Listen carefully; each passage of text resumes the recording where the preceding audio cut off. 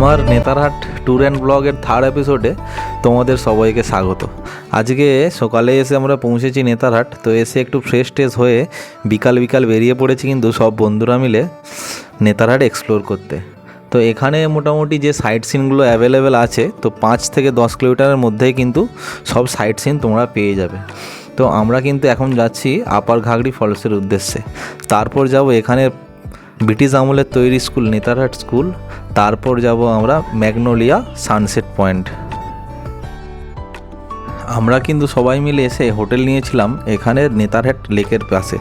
নেতারহাট লেকটা কিন্তু খুবই সুন্দর। তো এখানে প্রচুর হোটেল আছে, বলবো না দীঘাপুরীর মতো, কিন্তু যে হারে এখানে ট্যুরিস্ট আসে সেই তুলনায় কিন্তু হোটেল অ্যাভেলেবেলই আছে। তো তোমরা যারা আসবে ভাবছো এখানে কলকাতা থেকে বা আরও অন্য জায়গা থেকে, তাদের কিন্তু হোটেল বুক করে আসাটাই সবথেকে বেশি ভালো হবে। তো তোমরা এখানে এসেও অনেক হোটেল পেয়ে যাবে বুক করার জন্য। তো প্রকৃতির মাঝে নেতারহাট কিন্তু আপনার মনকে আনন্দ দেবেই দেবে। আর এখানে এসে যেটা দেখলাম সবথেকে আমার বেশি ভালো লাগলো, আমি লোকের মুখে শুনেছিলাম নেতারহাট নাকি নাশপাতি বাগানের জন্য বিখ্যাত। আমার আসার পথেই কিন্তু আমি কয়েকটা বেশ বড় বড় নাশপাতি বাগানের দেখা আমি পেয়ে গেছি। তো আমরা যাচ্ছি এখন যেহেতু আপার ঘাগড়ি ফলসের উদ্দেশ্যে, ওই দিকেও নাকি অনেক নাশপাতি বাগান পাওয়া যায়। আমরা এসেছিলাম কিন্তু লেকের পাশে দ্য ভ্যালি ভিউ রিসর্টে। তোমরা চাইলে এখানে এসে যোগাযোগ করতেই পারো, আমি নিজেতে ফোন নাম্বার দিয়ে দিচ্ছি। হোটেলটা কিন্তু নেতারহাট লেকের পাশে খুবই সুন্দর এবং মনোরম প্রাকৃতিক সৌন্দর্যের মাঝে অবস্থিত।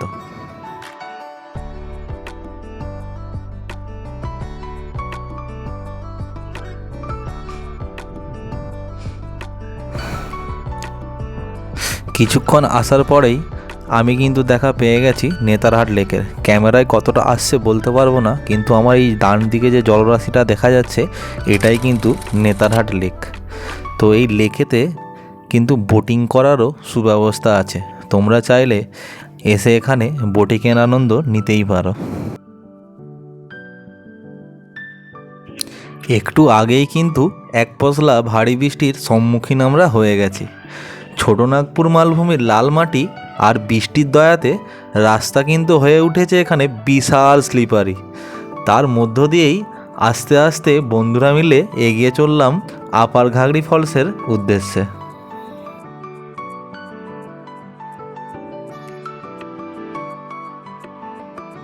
এর উপরে এইরকম গ্রাম্য পরিবেশে ছোট ছোট টালির বাড়িগুলো দেখে আমার ছোটবেলার গ্রামের বাড়ির কথা মনে পড়ে যাচ্ছিল।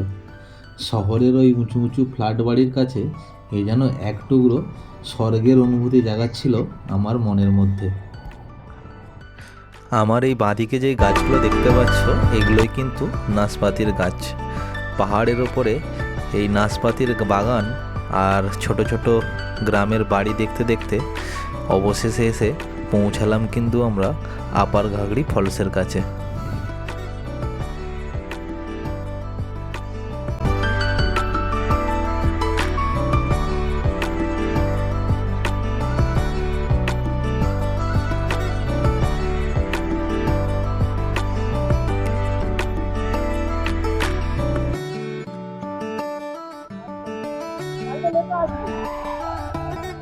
সবাই কিন্তু বাইকগুলো রেখে পায়ে হেঁটেই নামছিল আপার ঘাগড়িতে।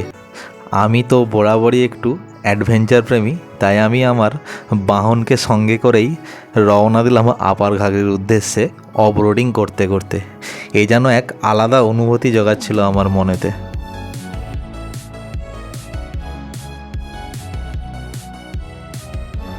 এখান থেকে অনেকটা নিচে কিন্তু আপার ঘাগড়ি ফলস। তো আমি আর বাইকটা নিয়ে গেলাম না, এখানেই রেখে দিলাম, আগে দেখে আসি যদি বাইক যাওয়ার মতো হয় তো অবশ্যই কিন্তু আমি আমার বাহনকে সঙ্গে করে নিয়েই যাব আপার ঘাগড়ি দেখতে।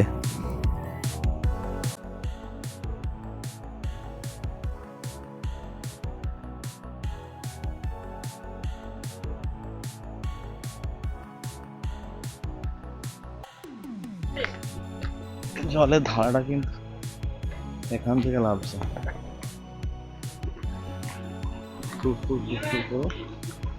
এখান থেকে নামছে। এটা হচ্ছে আপার ঘাগড়ি ফলস।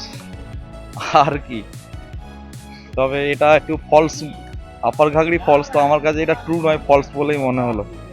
তো ঠিক আছে, হয়তো বর্ষাকালে জল বাড়লে নদীর এটার রূপ অন্যরকম হতে পারে, কিন্তু এখন আপাতত কিছু নেই। এদিক থেকে একটা জলের ধারা নেমে এসছে, সেরকম স্রোত নেই। তো এখান থেকে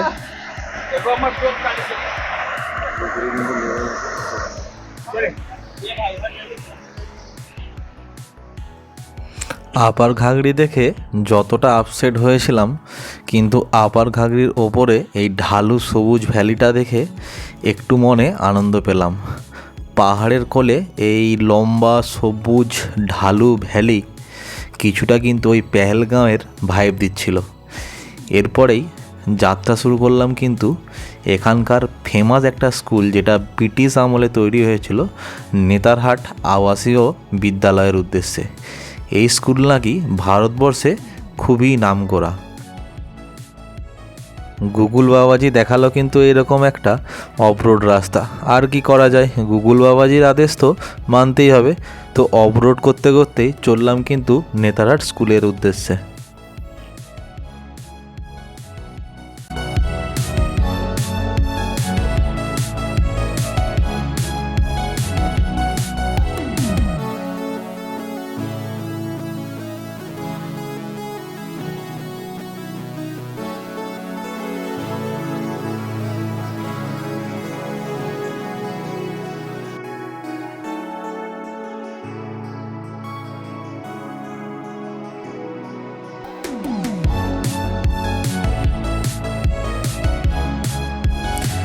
ওই যে সামনে পাইন গাছের আড়ালে উঁকি মারছে দেখতে পাচ্ছ, ওটাই কিন্তু দ্য ফেমাস নেতারহাট আবাসীয় বিদ্যালয়। আমরা চলে এলাম ওই ফেমাস স্কুলের সামনেতে। নেতারহাট আবাসীয় বিদ্যালয়।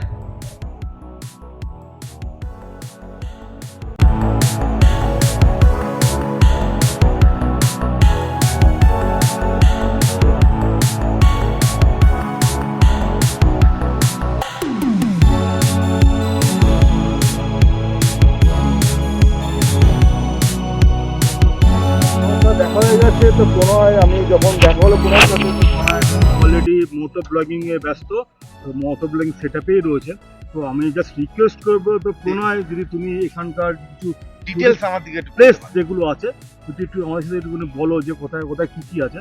তো এটা হচ্ছে নেতারহাট স্কুল। তো এখান দিয়ে আমরা যাব কিন্তু এখন হ্যাঁ। ম্যাঙ্গোলিয়া সানসেট পয়েন্ট, ম্যাঙ্গোলিয়া সানসেট, যেটা হচ্ছে দূরত্ব এখান থেকে 8 কিলোমিটার, যেতে 15 মিনিটের মতো সময় লাগবে। তো চলো বেরোনো যাক। ঠিক আছে। নেতারহাট স্কুল থেকে বেরিয়ে 8 কিলোমিটার দূরে অবস্থিত ম্যাগনোলিয়া সানসেট পয়েন্টের দিকে আমরা কিন্তু রাইড করতে লাগলাম। এই ম্যাগনোলিয়া সানসেট পয়েন্ট কিন্তু একটা ফেমাস সাইট সিন নেতারহাটের মধ্যে। তোমরা আসলে কিন্তু অবশ্যই যেও এই ম্যাগনোলিয়া সানসেট পয়েন্টে। ম্যাগনোলিয়া সানসেট পয়েন্টে যাওয়ার রাস্তা ভালোই, কিন্তু একটু ন্যারো আমার মনে হয়েছে। কারণ আমি দেখছিলাম যখন 4 হুইলার যাচ্ছিল, একটা 4 হুইলারকে আর একটা 4 হুইলার পাস দেওয়ার সময় কিন্তু পুরো রাস্তার সাইডে নেমে যেতে হচ্ছিল। তো তোমরা কিন্তু একটু এখানে সাবধানেই রাইড করো।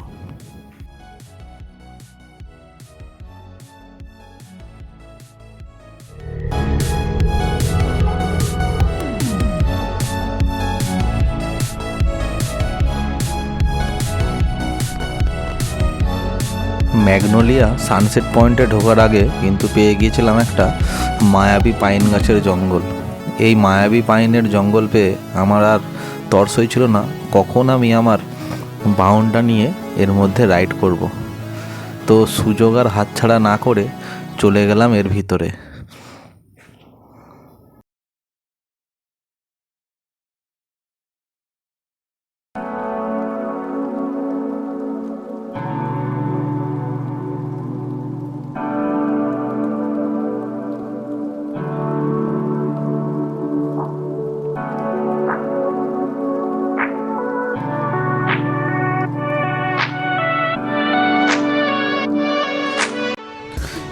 এই মায়াবী জঙ্গলের মায়ায় পড়ে কখন যে সন্ধ্যাটা নেমে এলো বুঝতেই পারলাম না। আর আমি আমার আপন মনে রাইড করতেই লাগলাম।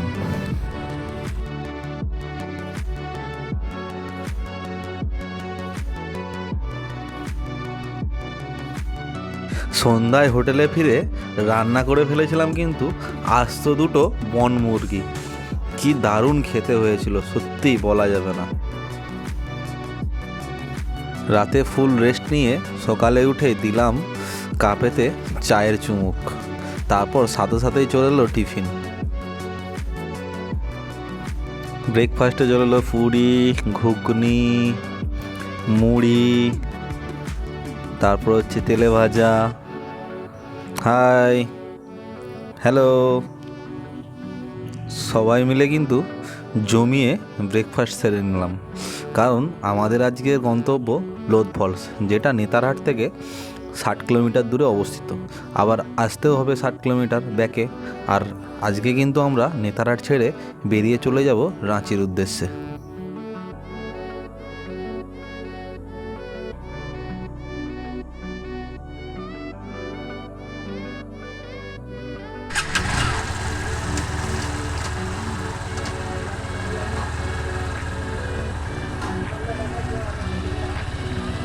यहाँ पे भैया भी चेंज लुक करो अपने बाइक का।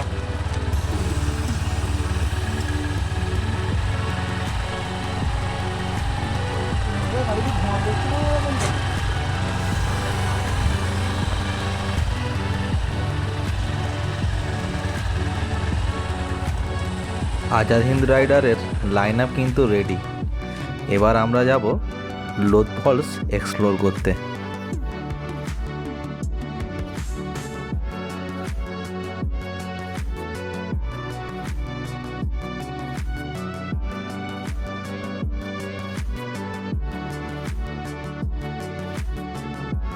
তো ফাইনালে কিন্তু আমরা বেরিয়ে পড়েছি লোধ ফলস এক্সপ্লোর করার জন্য। নেতারহাট থেকে এইমাত্র বেরোলাম। এখান থেকে লোধ ফলসের ডিস্টেন্স 63 কিলোমিটার। গুগল বাবাজি টাইম দেখাচ্ছে প্রায় 2 ঘন্টার মতো।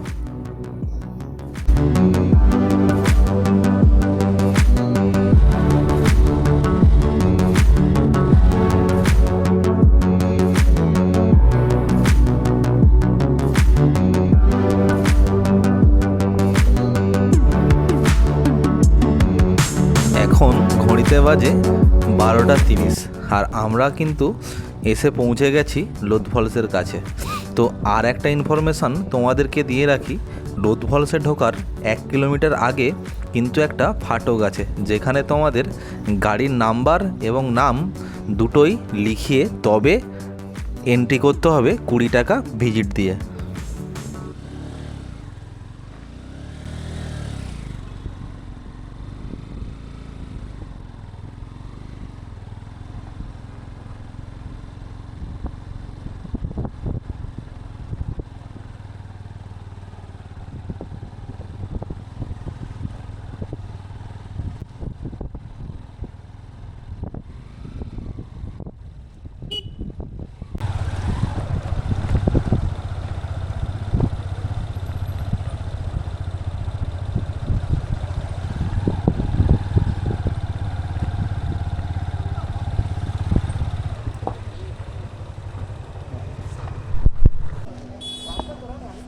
তো ফাইনালি আমরা এসে পৌঁছে গেছি কিন্তু লোধ ফলসে। আর এখানে দেখতে পাচ্ছি কিন্তু প্রচুর গাড়ি, মানে প্রচুর টুরিস্ট এসেছে। আর প্রচণ্ড গরম, এখন দুপুর 12টা বাজে, প্রচণ্ড গরম। তো নেতারহাটে যেমন ঠান্ডা ছিল, ওয়েদার ভালো ছিল, কিন্তু এখানে কিন্তু প্রচণ্ড গরম। আর আমাদের বাইকগুলো এখানটাতে পার্কিং করে দিয়েছি আমরা। তো সবাই যাবো উপরের দিকে। এখান থেকে প্রায় 200-250 মিটার উপরে উঠতে হবে লোধ ফলস দেখার জন্য। আচ্ছা, এটা হচ্ছে আমাদের লোধ ফলসের গেট। আর এখানে কিছু প্রসেসিং করতে হচ্ছে। তো আগেও এক জায়গায় একটা চেকপোস্ট আমরা পেয়েছিলাম, যেখানে আমাদের গাড়ির নাম্বার জমা করে আসতে হচ্ছে এবং ঢোকার জন্য টিকিট কাটতে হচ্ছে। এটা হচ্ছে এরিয়া। আর এই সাইডে যে সিঁড়িটা উঠে গেছে, এটা দিয়ে কিন্তু সামনে হেঁটে এগিয়ে গেলে কিন্তু যাচ্ছে লোধ ফলস।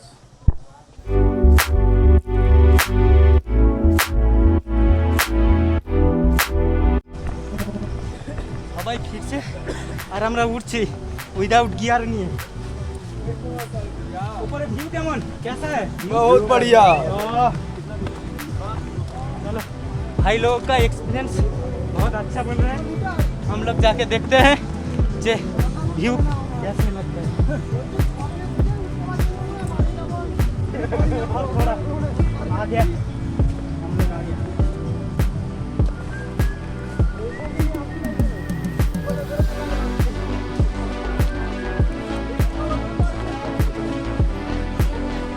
जन्नत को तरी आ गया।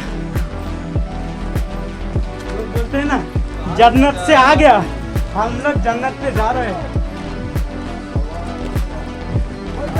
जन्नत का मजा ही कुछ अलग है, जाके तो देखो जन्नत कैसा होता है। তো চলে এলাম কিন্তু 300 সিঁড়ি ক্রস করে লোদ ফলসে, আর এই হচ্ছে তোমাদের লোদ ফলস।